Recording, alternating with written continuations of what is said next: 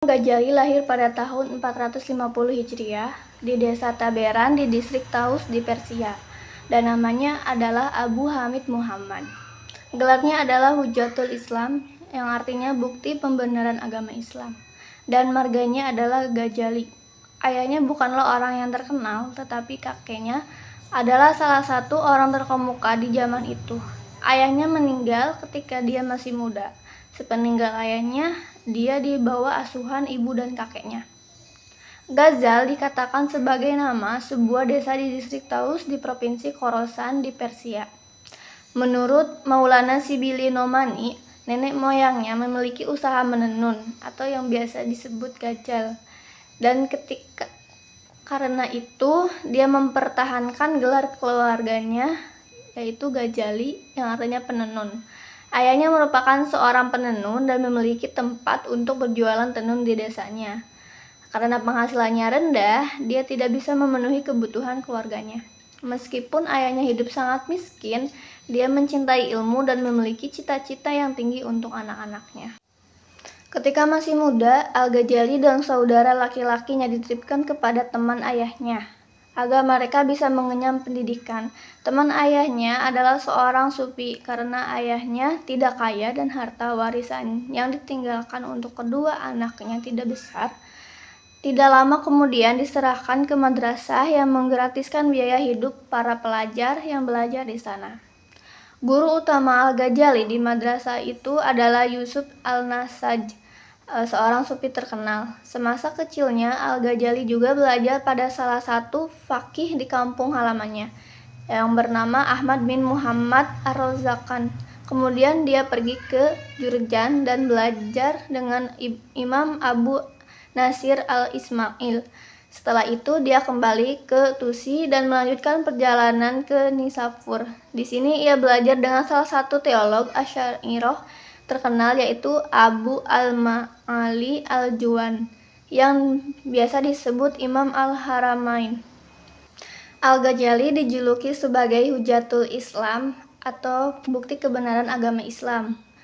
Ia adalah seorang ulama, pendidik, ahli fikih dalam ilmunya, dan pengarang yang sangat produktif. Adapun di antara karya-karyanya adalah seperti Masahid al-Falasifah, yang artinya tujuan-tujuan para filosof, merupakan sebagai karangan pertama dan berisi masalah-masalah filsafat. Ada juga Tahafuf al-Falasifah, atau artinya kekacauan para pikiran para filosof. Buku ini dikarang pada saat jiwanya dilanda keraguan-raguan di Baghdad. Al-Ghazali mengecam filsafat dan para filosof dengan keras. Ada juga Miyar al-Ilm atau kriteria ilmu-ilmu. Ada juga Ihya Ulum ad-Din, Ihya Ulum al-Din, atau menghidupkan kembali ilmu-ilmu agama. Buku ini merupakan karya yang terbesar dalam karyanya selama beberapa tahun dalam keadaan berpindah-pindah antara Damaskus, Yerusalem, Hijaz, dan Tus, yang berisi panduan antara fikih, tasawuf, dan filsafat. Ada juga Al-Mughnij min Al-Dalal, yang artinya penyelamat dari kesesatan.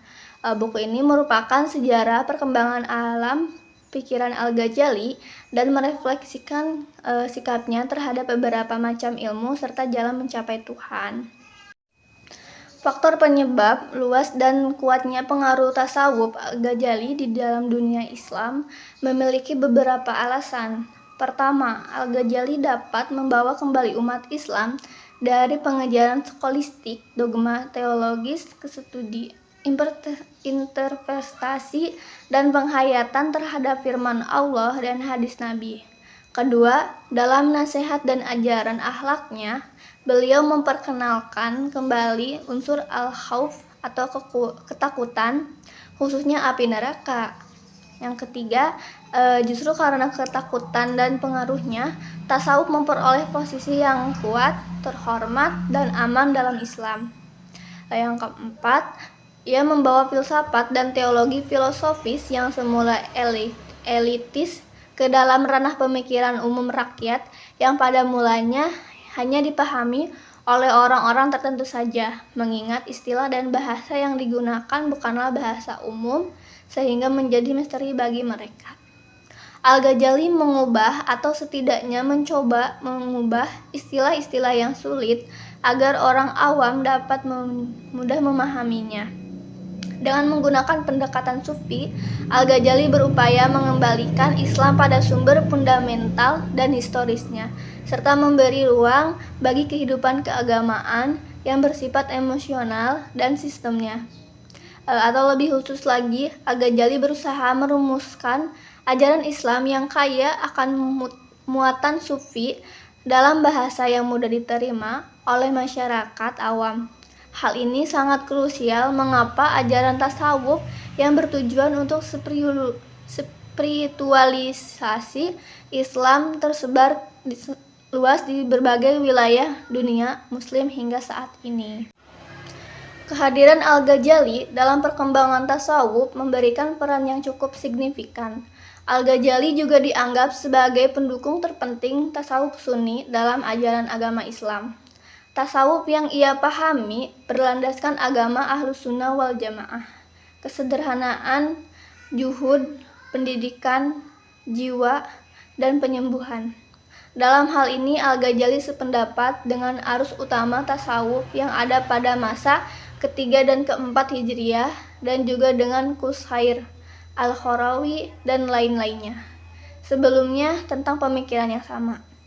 Terlepas dari kenyataan bahwa Al-Ghazali memiliki keunggulan umum dibandingkan orang lain dalam kecerdasan, pengetahuan, kepribadian, dan tasawufnya. Oleh karena itu, sudah sewajarnya jika Al-Ghazali dianggap sebagai sufi terbesar Islam dan kontribusinya yang besar bagi dunia tasawuf untuk generasi selanjutnya.